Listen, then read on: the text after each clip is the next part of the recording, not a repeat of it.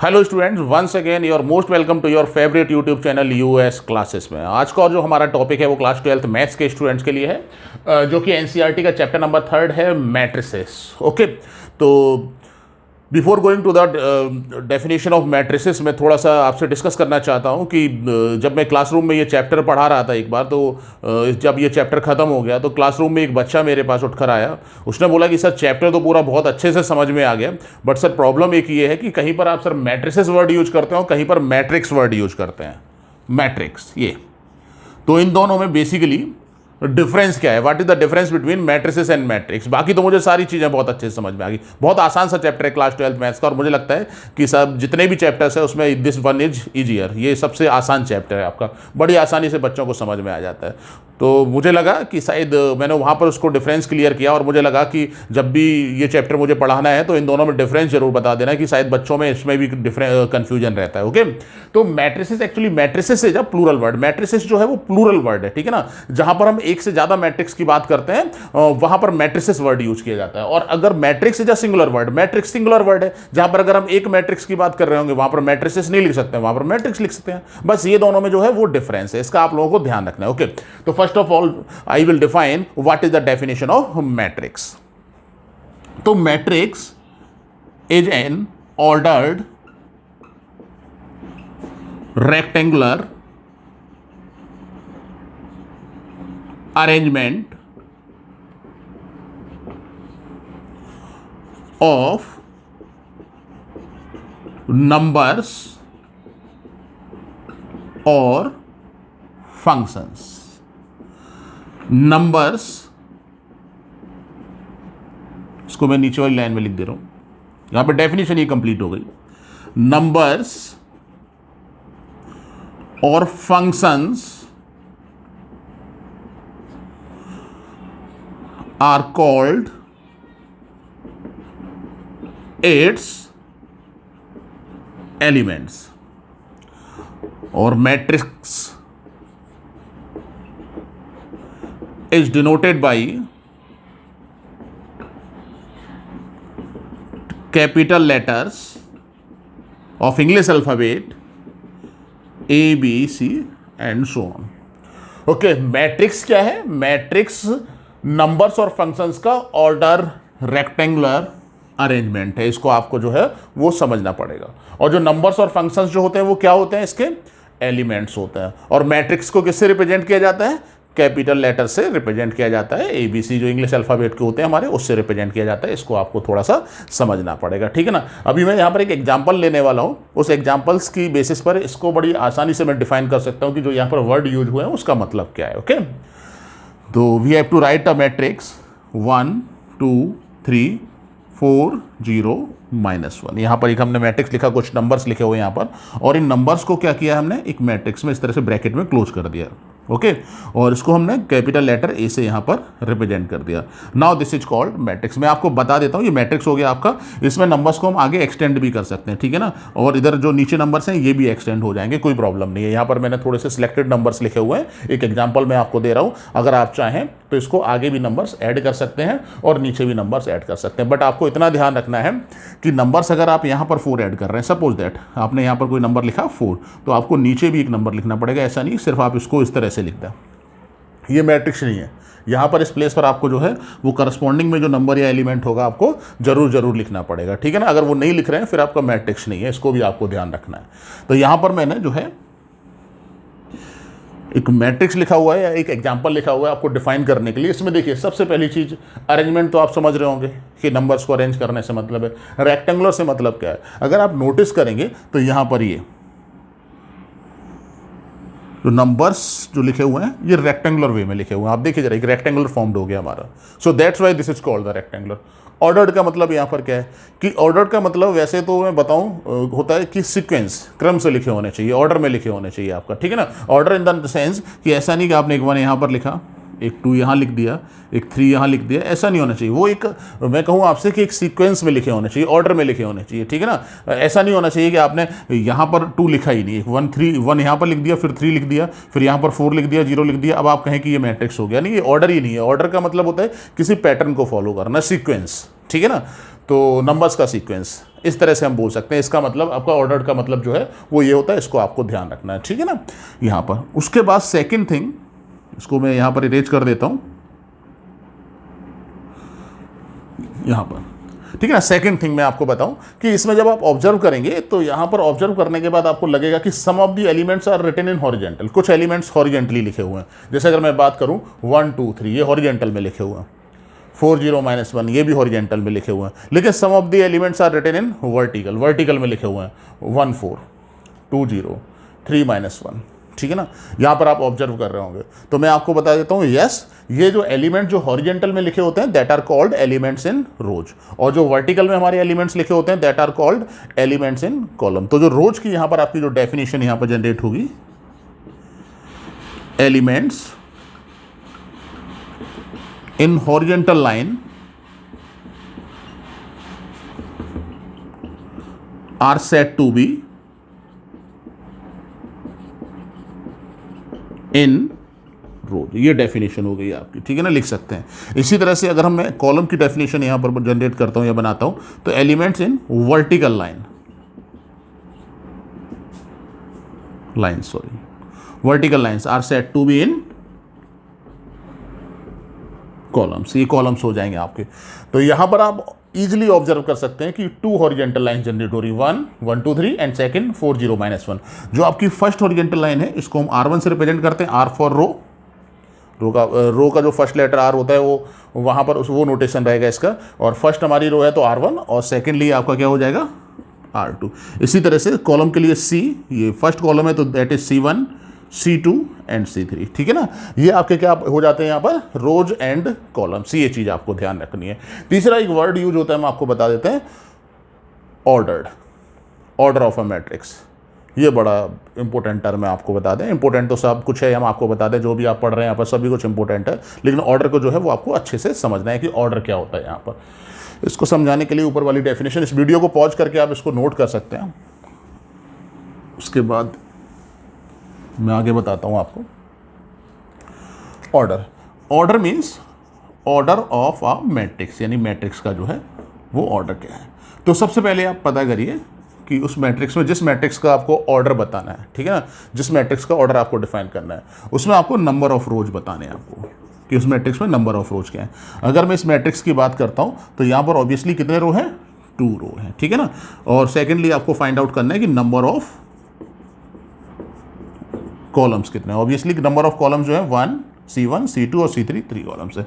अब अगर मुझे ऑर्डर बताना हो तो ऑर्डर को हम इस तरह से लिखते हैं, ऑर्डर इक्वल टू 2 × 3। यहाँ पर ये जो हमने एग्जांपल लिया इस मैट्रिक्स का ऑर्डर है, और जो कि अगर मैट्रिक्स में अगर हमें लिखना हो तो यहाँ पर इस तरह से लिखा जाता है 2 × 3। सर्किल नहीं बनाएंगे, ये तो मैंने हाईलाइट करने के लिए बना दिया इस तरह से 2 × 3। यहाँ पर अगर 2 × 3 लिखा हुआ है, इसको बड़ी आसानी से समझ सकते हैं कि इस मैट्रिक्स के जो रोज हैं वो 2 हैं और कॉलम्स 3 है, या इस मैट्रिक्स का ऑर्डर जो है वो 2 × 3 है। इसको बड़ी आसानी समझ सकते हैं। दूसरी चीज़ मैं आपको बता दूँ, जो बच्चों को एक्चुअली कन्फ्यूजन हो जाता है, कई बच्चे जो क्लासरूम में मुझसे इसको पढ़ाने के बाद, ऑर्डर को पढ़ाने के बाद जो क्वेश्चन राइज करते हैं, वो कहते हैं सर क्या हम इसको 6 नहीं लिख सकते हैं, हम इस मैट्रिक्स का ऑर्डर 6 नहीं बना सकते हैं, इसका मल्टीप्लाई कर दें हम और 6 बना दें। देखिए नहीं, पहले तो मेरा आंसर है कि नहीं, बिल्कुल नहीं कर सकते, और उसके पीछे भी रीजन है। क्या रीजन है? सपोज दैट कि अगर मैं लिख रहा हूं कि किसी भी मैट्रिक्स का ऑर्डर 6 है, ठीक है ना, तो उस मैट्रिक्स के बारे में हमें एग्जैक्ट इन्फॉर्मेशन नहीं मिल पा रही है। 6 का मतलब तो ये भी पॉसिबल है कि 6 को अगर मुझे लिखना हो तो वी कैन राइट 1 × 6 और 6 × 1 और 2 × 3 और 3 × 2, इस तरह से हम लिख सकते हैं। अगर मुझे पता है अगर 6 लिखा तो उसको अगर मल्टीपल फॉर्म में लिखना हो, जैसे 6 लिखा आपने और उसको दोबारा से 2 × 3 लिखना हो, तो 2 × 3 नहीं, हमारे दिमाग में कई चीज़ें आ सकती हैं। ये 1 × 6 भी हो सकता है, 6 × 1 भी हो सकता है, 2 × 3 भी हो सकता है, 3 × 2 भी हो सकता है। और जब आप ऐसे लिख रहे हैं तो अगर मैं 1 × 6 की बात करूँ, अब इसमें डिफरेंस क्या है? मतलब अगर कहेंगे सर हो सकता है तो हो सकता है, तो इसमें आपका जो पर्टिकुलर मैट्रिक्स है उसके बारे में आपको पता नहीं लगेगा। अगर सपोज दैट यू इमेजिन कि अगर इसका ऑर्डर 1 into 6 है तो फिर उस मैट्रिक्स में 1 रो हो जाएगा और 6 कॉलम्स हो जाएंगे। अगर 6 into 1 है तो फिर 6 रो हो जाएंगे, यानी कि जो 6 रो हो जाएंगे, यानी फर्स्ट नंबर जो है वो रो को रिप्रेजेंट करता है, सेकंड नंबर कॉलम को रिप्रेजेंट करता है 1। तो एग्जैक्ट आपको इन्फॉर्मेशन नहीं मिलती, यानी कहीं ना कहीं थोड़ा सा कंफ्यूजन जनरेट होता है। मैं आपसे कहूँ तो जब भी हम ऑर्डर लिखते हैं तो मल्टीप्लाई करके एक सिंगल नंबर में नहीं लिखा जाता उसका ऑर्डर हमेशा मल्टीपल में लिखते हैं। और मल्टीपल में लिखने से क्या फायदा हुआ, जैसे सपोज दैट मैंने बोला आपको कि मैट्रिक्स का ऑर्डर 2 into 3 है, तो इसमें कहीं कोई कंफ्यूजन नहीं है, आपको उस मैट्रिक्स के रोज और कॉलम्स के बारे में एग्जैक्ट इंफॉर्मेशन मिल जाती है। जब मैं 2 into 3 बोलूंगा तो जो फर्स्ट नंबर यहां पर 2 है वो रोज को रिप्रेजेंट करेगा और सेकंड नंबर जो है वो कॉलम्स को रिप्रेजेंट करना है। कोई कंफ्यूजन नहीं कि 1 होगा रो या 6 कॉलम होगा, या फिर 6 रो होगा 1 कॉलम होगा, या फिर 2 रो होगा 3 कॉलम्स होगा, कोई कंफ्यूजन नहीं है। तो मैट्रिक्स का ऑर्डर लिखते समय आपको ध्यान रखना है। दूसरा मैं आपको बताऊं कि बच्चे क्वेश्चन अराइज करते हैं कि सर हम 3 into 2 क्यों नहीं लिख सकते हैं, सर हम कॉलम को पहले लिख दें रो को बाद में लिख दें। तो देखिए हम आपको बता दें कि यहां पर ये वाई कन्वेंशन है। वाई कन्वेंशन क्या मतलब है, अब पता लगा कि कुछ बच्चे इसको रो को पहले लिख रहे हैं और कॉलम को बाद में लिख रहे हैं, और कुछ बच्चे कॉलम पहले लिख रहे हैं रो को बाद में लिख रहे हैं। तो मुझे लगता है ये भी थोड़ी सी प्रॉब्लम की बात है। अलग अगर बदल बदल के लिखेंगे तो वो डिफाइंड नहीं हो पाएगी वो चीज़ कि कोई बच्चा कैसे भी लिख रहा है, कोई बच्चा कैसे भी लिख रहा है। अगर ऐसा होता है तो उसको हम अनडिफाइंड बोलते हैं, मैथ्स की लैंग्वेज में उसको अनडिफाइंड बोला जाता है। तो मैट्रिक्स के ऑर्डर को अनडिफाइंड ना करने के लिए इसको वाई कन्वेंशन जो है वो ये मान लिया गया कि जब भी हम मैट्रिक्स का ऑर्डर लिखेंगे उसमें रो पहले लिखा जाएगा और कॉलम बाद में लिखा जाएगा। इसको आपको इंपॉर्टेंटली ध्यान रखना है कभी भी मैट्रिक्स का ऑर्डर लिखना है। तो ये तो मैट्रिक्स के ऑर्डर की बात हो गई। और मैट्रिक्स का ऑर्डर लिखने के बाद जो हमें नंबर मिलता है यहां पर, जैसे मैंने लिखा है यहां पे 2 into 3 = 6, ठीक है ना, यहां पर एक नंबर लिखा हुआ 6, ये क्या रिप्रेजेंट करता है, ये टोटल नंबर ऑफ एलिमेंट्स उस मैट्रिक्स के अंदर है उसको रिप्रेजेंट करता है। अगर काउंट करेंगे आप, देखिए 1 2 3 4 5 6 टोटल 6 एलिमेंट्स हैं। तो मल्टीप्लाई करने के बाद जो नंबर मिलता है वो टोटल नंबर ऑफ एलिमेंट्स को रिप्रेजेंट करता है। इसको भी आप लोगों को जो है वो ध्यान रखना है। ओके, ये तो बात हो गई यहां पर डेफिनेशन ऑफ मैट्रिक्स की। मैट्रिक्स को किस कैपिटल लेटर से रिप्रेजेंट करते हैं, उसके रोज, कॉलम्स और ऑर्डर। ओके, जब नेक्स्ट जो हमारा नंबर आता है वो आता है जनरल मैट्रिक्स। हमें एक लिखना है, ठीक है ना, क्या लिखना है यहां पर, जनरल मैट्रिक्स। उसके बारे में मैं डिस्कस करता हूं आपसे कि कैसे लिखा जाएगा। इस जनरल मैट्रिक्स को लिखना भी आप लोगों को सीखना पड़ेगा। Sorry, general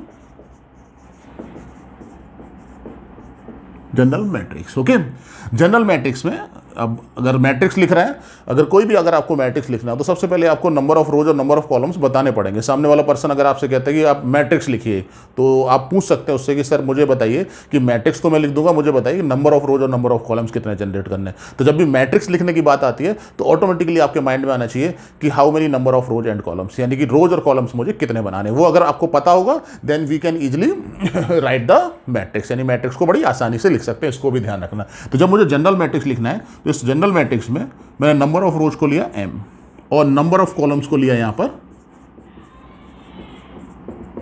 n। ओके, यहां पर यानी m रोज और n कॉलम्स। तो एक बड़ा सा मैट्रिक्स बनेगा। इस तरह से मैंने ब्रैकेट लगा लिया। इस मैट्रिक्स का अभी मैं कैपिटल लेटर से रिप्रेजेंट, चलिए मैं कर देता हूँ यहाँ पर ये लिया। तो सबसे पहले जो मैं अंदर जो एलिमेंट्स इसके लिखने वाला हूँ, ठीक है ना, उन एलिमेंट्स को भी मैं यहाँ पर जनरल नोटेशन देने वाला हूँ। जनरल नोटेशन से मतलब समझते हैं। चलिए अच्छा ठीक है, अगर मैं इसके अंदर छोटे इंग्लिश के स्मॉल लेटर्स लिखना स्टार्ट करूँ, अगर मैंने नंबर्स लिख दिए 1 2 3 वो तो पर्टिकुलर मैट्रिक्स हो जाएगा। इंग्लिश अल्फाबेट्स अगर मैं लिखना स्टार्ट करता हूँ, सपोज दैट ABCD अगर लिखना स्टार्ट करता हूँ, तो ABCD में क्या होगा कि टोटल इंग्लिश अल्फाबेट जो होते हैं वो 26 होते हैं और 2 आपने यहाँ पर यूज कर लिए, MN का तो यूज कर नहीं पाएंगे। तो आपके पास कितने बचे, 24। तो इसका मतलब आप मैक्सिमम 24 एलिमेंट्स का ही मैट्रिक्स ले सकते हैं। तो ABCD भी लिखना जो है वो सही नहीं रहेगा यहाँ पर, क्योंकि यहाँ पर तो हमें जो ऑर्डर है M into N, क्योंकि ये तो डिपेंड ये करेगा कि सपोज दैट M 7 है और ये N अगर 4 है तो 7 4 28 हो गए, तो 28 लेटर्स तो हम लिख भी नहीं पाएंगे। मैं लॉजिक बता रहा हूँ आपको कि कैसे लिखना है, ठीक है ना। तो क्या डिसाइड हुआ, और उसको फिर आइडेंटिफाई भी करना इसके अंदर बड़ा मुश्किल हो जाएगा। E कहाँ पर लिखा हुआ है इस मैट्रिक्स के अंदर, G कहाँ लिखा हुआ है, उसको भी आइडेंटिफाई करना बड़ा मुश्किल हो जाता है। तो एक आसान सा तरीका निकाला गया उसको, हमने क्या किया, एक स्मॉल लेटर, क्योंकि अंदर जो एलिमेंट्स स्मॉल लेटर से ही लिखे जाते हैं, कैपिटल लेटर से नहीं लिखे जाते हैं, इसको भी आप ध्यान रखना। और यहाँ पर एक नोटेशन जनरेट किया गया 1 1।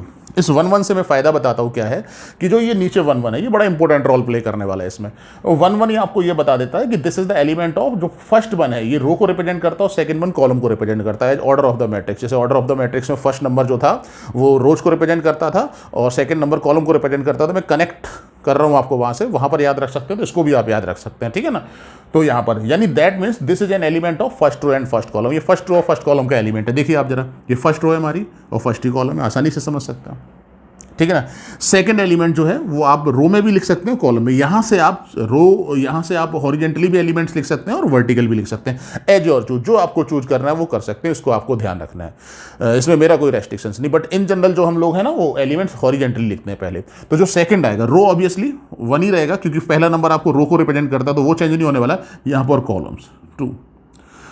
सिमिलरली अगर हमें थर्ड एलिमेंट्स लिखना है तो 1 3। अच्छा, एक और बच्चों को कंफ्यूजन रहता है कि जैसे जब आप एलिमेंट्स हॉरिजेंटली लिखते हैं, ठीक है ना, हॉरिजेंटली एलिमेंट्स लिख रहे हैं, तो यहाँ पर नंबर ऑफ कॉलम्स जनरेट हो रहे हैं, रो जनरेट नहीं हो रही है। रो तो आपकी फर्स्ट ही चल रही है, यहाँ पर कॉलम जनरेट हो रहे हैं, first column, second column, third column. इसका भी आप लोगों को ध्यान रखना है। और जो लास्ट हमारा जो कॉलम है, क्योंकि हमें कॉलम्स कितने जनरेट करने बिकॉज ऑफ एन, तो यहाँ पर 1 और यहाँ पर एन आ जाएगा। सिमिलरली इसी तरह से अगर मैं आपसे कहूँ कि आपका सेकंड कॉलम्स मुझे लिखना है यहाँ पे जनरेट करना, तो कॉलम के लिए 2 आ गया, और ये सॉरी जो सेकंड रो मुझे अगर लिखना है तो सेकंड रो के लिए यहाँ पर 2 आ गया, और जो फर्स्ट है ये फर्स्ट कॉलम को रिप्रेजेंट कर रहा है। देखिए, this is an element of second row and first column. इसका भी आप लोगों को ध्यान रखना है। ओके, सिमिलरली इसी तरह से 2 2 हो जाएगा, क्योंकि पहला वाला नंबर तो चेंज नहीं होने वाला है। ओरिजेंटली अगर आप लिख रहे हैं तो इसको आपको ध्यान रखना है, ठीक है ना। ये 2 3 हो गया and so on, last one is 2n, क्योंकि ये n कॉलम है और सेकंड रो है एंड सो ऑन। अगर इसी तरह से लिखना हो तो यहाँ पर जो लास्ट वाला जो रो होगा वो, क्योंकि यहाँ पर जो लास्ट पर हम पहुँच गए, यहाँ पर लास्ट जो रो है वो m है, तो यहाँ पर फर्स्ट नंबर m होगा और कॉलम हमारा 1 रहने वाला है। ये m2 हो जाएगा। सिमिलरली इसी तरह से ये m3 हो जाएगा एंड लास्ट वन mn। इसको आपको ध्यान रखना। और ऑर्डर कितना है इसका, m×n, और इसको हमने ए से जो है वो रिप्रेजेंट कर दिया। इस तरह से जो है आप चीज़ों को याद रख सकते हैं। ये आपका क्या हो जाएगा, यहाँ पर एक जनरल एलिमेंट हो गया, यहाँ पर ऑर्डर m×n का यहाँ पर, ठीक है ना, जिसमें नंबर ऑफ रोज m है, नंबर ऑफ कॉलम्स n। अगर ये चीज़ आपको समझ में नहीं आई तो फिर से आप रिवाइंड करिए वीडियो को और फिर इसको देखिए कि मैंने क्या बोला है। मेरे वर्ड्स के ऊपर आप ध्यान दीजिएगा तो बड़ी आसानी से ये समझ में आ जाने वाला। तो पहली तो चीज़ यहाँ पर ये हो गई जो कि मैंने एक जनरल मैट्रिक्स लिखा है m रोज और n कॉलम्स का, इसको लिखना आपको आना चाहिए, ठीक है। सेकेंड थिंग कि ये इतनी बड़ी मैट्रिक्स है, इसकी कॉम्पैक्ट फॉर्म भी आप बुक्स में पढ़ेंगे तो कॉम्पैक्ट फॉर्म भी लिखी। कॉम्पैक्ट का मतलब समझ रहे हैं ना, उसको छोटा कर दिया गया। इस फॉर्म को कैसे छोटा किया गया, नोटेशन ये है, मैट्रिक्स ये है हमारा, बुक्स में ये यूज किया जाता है। यहाँ पर आप करिए ए, हर प्लेसेस पर ए यूज किया गया है। तो यहाँ पर हमने क्या किया, ब्रैकेट का सिंबल लगाया, ए लिख दिया, और यहाँ पर हमारे नंबर चेंज हो रहे हैं 1 2 1 3 2 1। इसके प्लेस पर इन जनरल जो है वो i j यूज किए जाते हैं यहाँ पर, ठीक है ना। अब जब i j यूज कर रहे हैं सारे नंबर्स के प्लेसेस पर, और ऑर्डर कितना है हमारा m×n है, तो यहाँ से आप m×n लिख सकते हैं। ये इस मैट्रिक्स की एक्चुअली कॉम्पैक्ट फॉर्म हो गई यहाँ पर। इसको भी आपको ध्यान रखना है। यानी इतने बड़े मैट्रिक्स को आपने with the help of notation, यानी इतने बड़े मैट्रिक्स का जो नोटेशन होता है वो इस तरह से लिखा जाता है। यहाँ पर आपने जो i j यूज किया है इसको ध्यान रखना। मैंने कैसे किया, मैं एक बार फिर से रिपीट कर रहा हूँ, ए हमारा कहीं पर भी चेंज नहीं हो रहा है, ठीक है ना। उसके बाद यहाँ पर क्या किया आपने, i j जो नंबर चेंज हो रहे हैं वो आपको वहाँ पर i j यूज कर लिया। बट जब आप इसकी कॉम्पैक्ट फॉर्म लिखते हैं तो यहाँ पर i j को आपको डिफाइन भी करना पड़ेगा कि व्हाट इज i j को आपने क्या माना है। तो आप आसानी से समझ सकते हैं i क्या है, जो फर्स्ट जो नंबर है यहाँ पर i, उसको वो किसको रिप्रेजेंट करता है, नंबर ऑफ रोज को रिप्रेजेंट करता है। और नंबर ऑफ रोज कितने हमारे m, देखिए 1 2 लास्ट में m तक। और अब जब मैं ऐसे यहाँ पर एक फिंगर रख रहा हूँ तो आपको समझ में आ रहा होगा कि सर कॉलम की बात कर रहे हैं। देखिए ये जब यहाँ पर नंबर लिखते हैं आप, फर्स्ट कॉलम में नंबर लिखते हैं, फर्स्ट कॉलम में नंबर्स लिखते हैं तो नंबर ऑफ रोज जनरेट होते हैं। इसका भी आप लोगों को ध्यान रखना, बच्चे कंफ्यूज हो जाते हैं एक्चुअली इसमें। और j कॉलम्स को रिप्रेजेंट कर रहा है, बट ऑब्वियस है कि हमारे जो कॉलम्स हैं वो n है। तो ये इतने बड़े मैट्रिक्स को ना इतने कॉम्पैक्ट फॉर्म में आपने लिख दिया, शॉर्ट नोटेशन फॉर्म में लिख दिया। तो ये तो बात हुई हमारी जनरल मैट्रिक्स की, जिसको कि आपको लिखना है। इसके बाद मैं कुछ यहाँ पर एग्जाम्पल्स करने वाला हूँ, ठीक है ना। उन एग्जाम्पल से आपको जो मैट्रिक्स, आपने जो इंट्रोडक्शन ऑफ मैट्रिक्स पढ़ा हुआ है उसके साथ बड़ी आसानी से आप कनेक्ट कर सकते हैं। इसको आप लोगों को जो है वो ध्यान रखना है। Okay, here I have to write some questions, ठीक है ना। यहाँ पर मैंने कुछ क्वेश्चंस लिखे हुए हैं और इन क्वेश्चंस को जो भी मैंने अभी आपको पढ़ाया है, जो इन्फॉर्मेशन दी गई है, ऑन दैट बेसिस हम इन क्वेश्चंस को सॉल्व करने की कोशिश करते हैं। ओके, तो फर्स्ट क्वेश्चन हमारा क्या है कि यहाँ पर एक मैट्रिक्स गिवन है। मैट्रिक्स क्या है, 2 5 19 -7 35 -2 5.2 12 एंड √3 1 -5 एंड 17। ये एक मैट्रिक्स लिखा हुआ है और कुछ इन्फॉर्मेशन अबाउट दिस मैट्रिक्स हमसे पूछी गई है। एक फर्स्ट हमें बताना है कि इस मैट्रिक्स का ऑर्डर क्या है, नंबर 1, ठीक है ना। मैं सोल्यूशन नंबर 1 की बात कर रहा हूं यहाँ पर, सोल्यूशन नंबर 1 और नंबर 1 हमें ऑर्डर बताना है। तो ऑर्डर बताने में हमें क्या करना है, सबसे पहले तो हमें इसके रोज काउंट करने की, रोज कितने हैं यहाँ पर, नंबर ऑफ रोज। तो आसानी से हॉरिजेंटल लाइंस जो होती हैं वो रोज होती है, तो 1 2 एंड 3। तो रोज कितने हो गए हमारे 3। और कॉलम्स की अगर हम इसमें बात करते हैं, number of columns obviously count कर सकते हैं, 1 2 3 एंड 4 कॉलम्स आपको दिए गए हैं। तो जो इस मैट्रिक्स का ऑर्डर हो जाएगा हम आसानी से समझ सकते हैं वो कितना हो जाएगा, 3 × 4, ठीक है ना। तो जो फर्स्ट क्वेश्चन हमसे पूछा गया था कि right order of this matrix, यानी इस मैट्रिक्स का ऑर्डर लिखना है, तो इस मैट्रिक्स का ऑर्डर क्या हो जाएगा 3 into 4। मैं एक बार फिर से रिपीट करता हूं कि जब भी आपको ऑर्डर लिखना है वहां पर रोज पहले आएंगे और कॉलम्स बाद में आएंगे, इसको ध्यान रखना। इसको 4 into 3 नहीं बोल सकते हैं, ध्यान रखिएगा। अगर हम इसमें 4 into 3 सपोज दैट, अगर मैंने कहा कि इस मैट्रिक्स का ऑर्डर 4 into 3 हो गया और 4 into 3 के अकॉर्डिंग इसके नंबर ऑफ रोज 4 होने चाहिए और कॉलम्स 3 होने चाहिए, तो आप बताइए क्या ऐसा है वहां पर? तो दैट मीन्स ये तो ऑर्डर आपका गलत हो गया। तो इसका आप लोगों को जो है वो ध्यान रखना है, ठीक है ना। सेकंड थिंग आपसे पूछा गया द नंबर ऑफ एलिमेंट्स। तो नंबर ऑफ एलिमेंट्स के लिए मैंने आपको बताया था कि अगर हम ऑर्डर का जो हमारा ऑर्डर है उसका अगर मल्टीप्लाई कर देते हैं, ठीक है ना, नंबर ऑफ एलिमेंट्स अगर बताने हैं आपको, अगर आप इसका मल्टीप्लाई कर देंगे 3 4 12, तो ये क्या मिल जाएंगे हमें यहाँ पर? नंबर ऑफ एलिमेंट्स मिल जाएंगे। ये अब से डिस्कशन हो चुका है, जब मैंने अभी मैट्रिक्स को डिफाइन किया था, ऑर्डर को डिफाइन किया था, वहाँ पर मैंने इसके बारे में डिस्कशन किया था। थर्ड आपको जो है इसके A13 A21 A33 A24 A23 जो कुछ एलिमेंट्स लिखे हुए हैं इसको बताना है, ठीक है। बड़ा आसान सा तरीका है। सपोज दैट मुझे 1 3 लिखना है, ठीक है ना। वैसे तो कई तरीके हैं, जैसे आप समझना चाहें वैसे समझ सकते हैं। मैं भी आपको बता दे रहा हूँ, अलग अलग टीचर्स अलग अलग तरीके और मेथड्स बताते हैं इसको फाइंड आउट करने के लिए। मैं आपसे बोलूँगा कि यहाँ पर जो 1 3 लिखा है उसका मतलब फर्स्ट रो का थर्ड एलिमेंट, यानी रो फर्स्ट देखिए और उसका थर्ड एलिमेंट देखिए। यहाँ पर रो फर्स्ट हमारी ये है और इसका 1 2 थर्ड एलिमेंट कौन सा है हमारा? 19 है। यहाँ पर A13 जो है वो आपका 19 हो जाएगा। सेकेंडली अगर A21 निकालना है, फिर से मैंने आपको बताया A21 अगर फाइंड आउट करना है आपको, तो सेकेंड रो का फर्स्ट एलिमेंट, इस तरह से आप याद कर सकते हैं।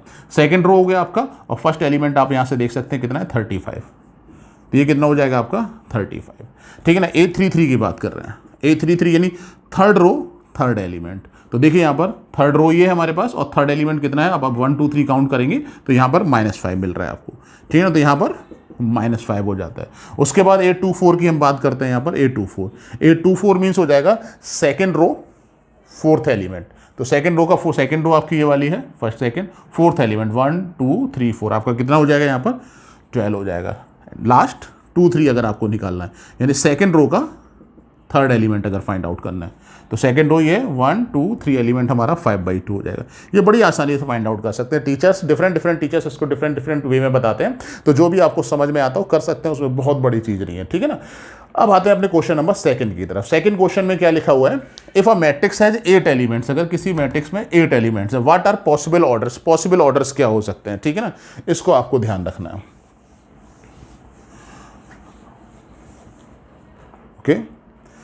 नंबर ऑफ एलिमेंट्स आपके पास कितने हैं, ये बहुत बड़ा क्वेश्चन नहीं है, बहुत छोटा क्वेश्चन है, मैं आपको बता दें। नंबर ऑफ एलिमेंट्स यहाँ पर 8 हैं और 8 एलिमेंट के अकॉर्डिंग पॉसिबल ऑर्डर्स आपको बताने, तो बड़ी आसानी से बता सकते हैं कि पॉसिबल ऑर्डर्स क्या हैं। हम सबसे पहले क्या करेंगे, इसके फैक्टर्स फाइंड आउट कर लेंगे 8 के। यहाँ पर मैं लिख दे रहा हूँ फैक्टर्स, 1 हो जाएगा, 2 हो जाएगा, उसके बाद 4 हो जाएगा आई थिंक, और 8 हो जाएगा। ये आपके फैक्टर्स हो गए। तो पॉसिबल ऑर्डर्स अगर आपको लिखने हैं, ठीक है ना, पॉसिबल ऑर्डर्स आर, तो सबसे पहले 1 को लीजिए, 1 into 8 हो जाएगा आपका, ठीक है ना। 8 into 1 हो जाएगा आपका। 2 को अगर हम लेते हैं यहाँ पर तो 2 into 4 हो जाएगा आपका, ठीक है, 2 4 8, और 4 into 2 भी हो जाएगा आपका। बस यही तो नंबर लिखे हुए, सारे नंबर्स यूज हो गए आपके। देखिए जरा पॉसिबल ऑर्डर्स, इसके अलावा और कोई नंबर बनेगा ही नहीं। 4 आप ले चुके हैं। और अगर चाहे तो अगर ये तरीका है तो ऐसे भी लिख सकते हैं। 1 की अगर हम बात करते हैं तो 1 8 जा 8, 2 की अगर हम बात करते हैं तो 2 4 जा 8, ऐसे भी लिख सकते हैं। 4 आपका नंबर है तो 4 2 जा 8 हो जाएगा, और 8 आता है तो 8 into 1 हो जाएगा। ये इस तरह से भी आप लिख सकते हैं, कोई प्रॉब्लम नहीं है, बड़ा आसान है। पॉसिबल ऑर्डर्स ये हो जाएंगे। अगर हम ये ऑर्डर्स का मैट्रिक्स लिखते हैं तो टोटल नंबर ऑफ एलिमेंट्स हमें जो है 8 मिलेंगे, इसको भी आप समझ सकते हैं। थर्ड आपका क्वेश्चन नंबर दिया गया है कि हमें कंस्ट्रक्ट करना है 3 into 2 ऑर्डर मैट्रिक्स, ठीक है ना। 3 into 2 ऑर्डर का मैट्रिक्स कंस्ट्रक्ट करना है। 3 into 2 का मतलब हो जाता है नंबर ऑफ रोज 3 होने चाहिए और नंबर ऑफ कॉलम्स 2 होने चाहिए। बात करता हूँ, और whose element are given by, ये क्या है आपका AIJ। अभी मैंने आपको AIJ जनरल नोटेशन में बताया था, कॉम्पैक्ट फॉर्म में लिखा था। AIJ एक्चुअली क्या होता है, जिस मैट्रिक्स को हमें बनाना है, ठीक है ना, जो मैट्रिक्स हमें लिखनी है उसका क्या है, जनरल नोटेशन है आपका, ठीक है ना। और IJ जो है वो किस तरह से कनेक्ट है, ये दिया गया 1/2 mod I - 3j, ये लिखा हुआ है। तो देखिए इस क्वेश्चन को कैसे हम लोग सॉल्व करते हैं, क्या हमारा प्रोसेस रहने वाला है इस क्वेश्चन के लिए, वो भी आप यहाँ पर देख लीजिए। Question number third, okay. AIJ सबसे पहले चलिए AIJ यहाँ पर लिख लेते हैं। AIJ = 1/2 I - 3j, ये यहाँ पर लिखा हुआ। थोड़ा सा और साइज बड़ा कर दूँ, बोर्ड में शायद आपको नहीं दिखेगा। 1/2 I - 3j, ये मॉड का सिंबल लगा हुआ है, आसानी से एब्सोल्यूट वैल्यू, ठीक है ना। सबसे पहले आपको 3 into 2 ऑर्डर का मैट्रिक्स लेट करिएगा आप।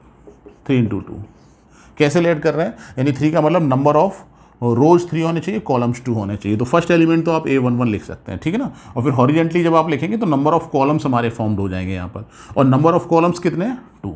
तो सिर्फ आपका A11 A12 A13 नहीं करना है, क्योंकि A13 अगर करेंगे तो कॉलम्स हमारे 3 हो जाएंगे, तो इसको भी आपको ध्यान रखना है, ठीक है ना। सेकेंडली इसी तरह से A21 A22, और थर्ड आपका, थर्ड क्यों लिख रहा हूँ क्योंकि यहाँ पर नंबर ऑफ रोज आपको 3 चाहिए, इसीलिए थर्ड भी लिखेंगे A31 एंड A32। ये आपका जो है 3x2 ऑर्डर का मैट्रिक्स, एक जनरल मैट्रिक्स जो है वो आपने यहाँ पर लेट कर लिया। और ये जो एलिमेंट्स हैं जो आपके 1 1 1 2 ये आई जे की वैल्यू दी गई है, ये अकॉर्डिंग टू दिस, ये जो आपको दिया हुआ जनरल मैट्रिक्स, इसके अकॉर्डिंग आपस में रिलेट करते हैं, इसकी वैल्यू हम फाइंड आउट कर सकते हैं। तो फर्स्टली बहुत आसान है, A11 अगर हम फाइंड आउट करते हैं तो 1 माइनस 3 का 1 में रखेंगे 3 हो जाएगा, -2 हुआ, -2 बाहर निकलने के बाद पॉजिटिव हो जाएगा 2, और इसकी वैल्यू 1। बड़ी आसानी से कैलकुलेट कर सकते हैं, ठीक है ना। इसी तरह से A12 मैं फास्टली थोड़ा सा कैलकुलेट कर दे रहा हूँ, क्योंकि ये कैलकुलेशन आप आसानी से घर पे कर सकते हैं, तो इसमें मुझे नहीं बताना पड़ रहा है या नहीं बताना पड़ेगा इसको। तो 1 2 की बात कर रहा हूँ, अगर हम यहाँ पर 1 रख रहे हैं आई की प्लेस से 1, और 2 अगर रख रहे हैं 3 2 जा 6, -5 हो जाएगा, बाहर निकलने के बाद 5/2 हो जाएगा, ठीक है ना। A21 की अगर हम बात करते हैं यहाँ पर, तो 1/2 आई के प्लेस पर 2 रखेंगे, और माइनस जे के प्लेस पर 1 रख रहे हैं 3, -1 हो जाएगा, बाहर निकलने के बाद 1/2। इसी तरह से A22 की अगर हम बात कर रहे हैं 1/2 2 आ जाएगा, और 2 - 6 4 हो जाएगा, 4 बाहर निकलने के बाद -4 4 हो जाएगा, 4 को 2 से डिवाइड करेंगे 2 आ जाएगा आपका ये। इसी तरह से 3 1 की अगर हम बात करते हैं, तो आई के प्लेस पर अगर हम 3 पुट कर रहे हैं 3 हो जाएगा, और जे के प्लेस पर 1। कैलकुलेशन आप चेक कर लीजिए, हो सकता है शायद मुझसे कहीं मिस्टेक हो जाए, तो वो आप चेक कर सकते हैं, उसका कोई इशू नहीं है। तो 1 रखेंगे तो ये -3 यानी दैट मीन्स 0 हो जाएगा आपका। और लास्ट 1 A32 1/2 3 अगर हम यहाँ पे पुट करते हैं 3, और अगर हम 2 पुट कर रहे हैं यहाँ पर तो 6 हो जाएगा, तो -3 यानी कि 3/2 हो जाएगा। ये जो वैल्यू हमें मिली है, सिर्फ ये वैल्यू हमें यहाँ पर पुट कर देना है, ठीक है ना। इसको मैं इरेज कर दे रहा हूँ क्योंकि लास्ट क्वेश्चन था आपका ये। यहाँ पर ये वैल्यू आप यहाँ पर पुट कर दीजिए, और आपको जो है मैट्रिक्स मिल जाएगा यहाँ पर, ठीक है ना। या हैंस या देयरफॉर करके आप लिख सकते हैं।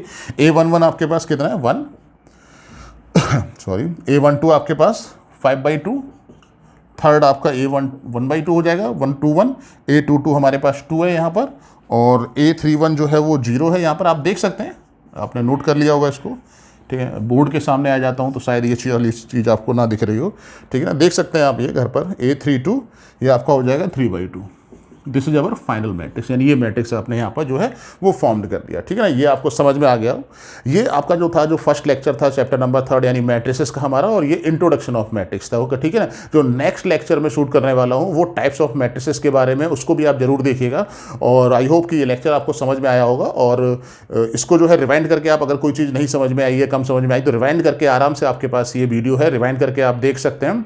और अगर ये आपको लेक्चर हमारा समझ में आया हो तो हमारा जो US क्लासेस यूट्यूब चैनल है उसको लाइक शेयर और सब्सक्राइब करना मत भूलिएगा। Thank you.